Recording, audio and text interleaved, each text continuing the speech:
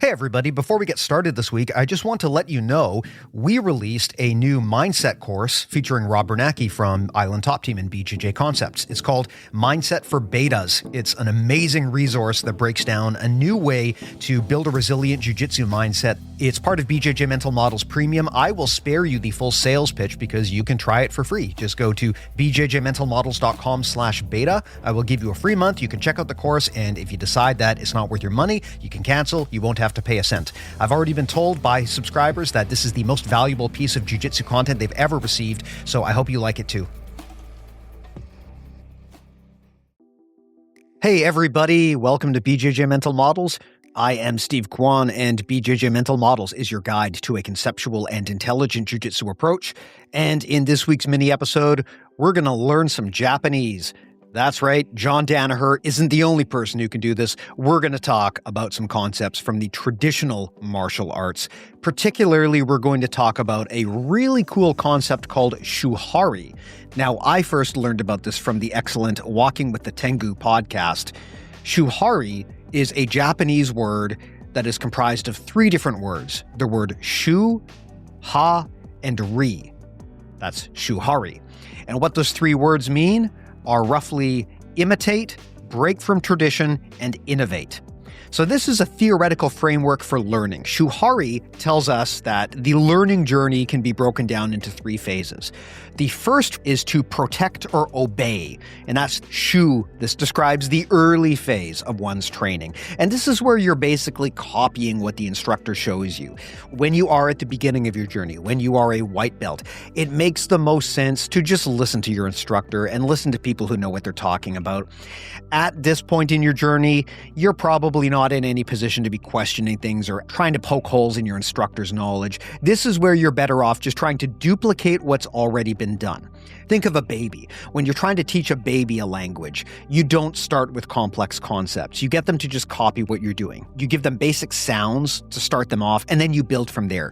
You don't sit them down and introduce them to the rules of grammar right away. You start with mimicry. That's the basis for teaching a rote beginner. And that's not just true in language, that's also true in martial arts. So when you are a beginner, you are in the shu phase of learning. That is where you are best suited, obeying and copying the people who have come before you and just trying to duplicate their knowledge. This is basically to get familiarity and to get the reps in. Then at some point in your journey, and where that is going to vary, but let's just say for argument's sake, we're talking about blue or purple belt in jiu-jitsu, you reach the next phase, the ha phase, which is where you detach or digress from the training. This is where you have enough prior knowledge that you can start questioning the learnings. You can start asking about whether what your instructor is doing is really the best solution for you. Maybe it works for them, but maybe it's not a universal way to do things. Maybe there's better options for you. You can start questioning the knowledge that's given to you. This is where you start breaking from the traditions that were provided to you. And that's kind of the sign of transitioning from being a beginner to being someone who's more advanced. You start questioning the teachings that are given to you. And this is definitely behavior that you will see with purple and blue belts. And if you are a black belt, you know what I'm talking about. And then the final stage of the learning journey is ri, which means to leave or to separate. And this is the sign of true mastery. This is where you start branching off and creating your own path. You do things that make sense for you. You create your own pathway in the sport, your own way of doing things, your own flavor of the art. And the funny thing is that might fly completely in the face of what is considered to be good technique. Think of boxing. When you start as a boxer, the advice you were given at the beginning is keep your chin down, keep your hands up. That's part of the shu phase. You're just being given good advice that makes sense for someone who doesn't know what they're doing. But as you progress, you might start developing your own style. You might develop your own strategy. And you might realize there are times when it makes sense to do things like drop your hands. Maybe you're trying to bait your opponent into something. And that's when the element of strategy comes into play, and you can start creating your own style. Think of Anderson Silva or Muhammad Ali, people who famously would drop their hands, which is considered terrible advice. But I don't think anyone would tell Muhammad Ali or Anderson Silva that they don't know what they're doing. So this is an example of the final phase of mastery, the ri phase, which is where you leave and separate from the teachings that were given to you and create your own path And that path might fly in the face of conventional wisdom. You might be doing things that aren't what you're supposed to do according to the teachings, but if you can make them work, when you are a master, you can start creating your own flavor of the sport. So the 3 phases, again, are Shu, which is effectively where you copy what your instructor says, Ha, where you start to branch off, and Ri, where you leave and define your own path. This is helpful in jiu-jitsu because if you understand where you are in the Shuhari journey, you can better understand how you should respond to more experienced grapplers giving you advice. At the Shu stage, it makes sense to just listen. But once you start getting to the point where you feel like you've got a fluent game, you can start asking difficult questions.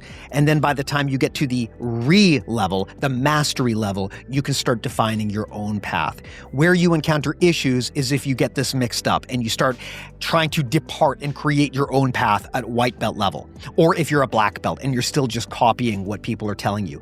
This means you haven't really followed the Shuhari pattern. You haven't diverged from just copying the lessons before you and creating your own flavor of jiu-jitsu.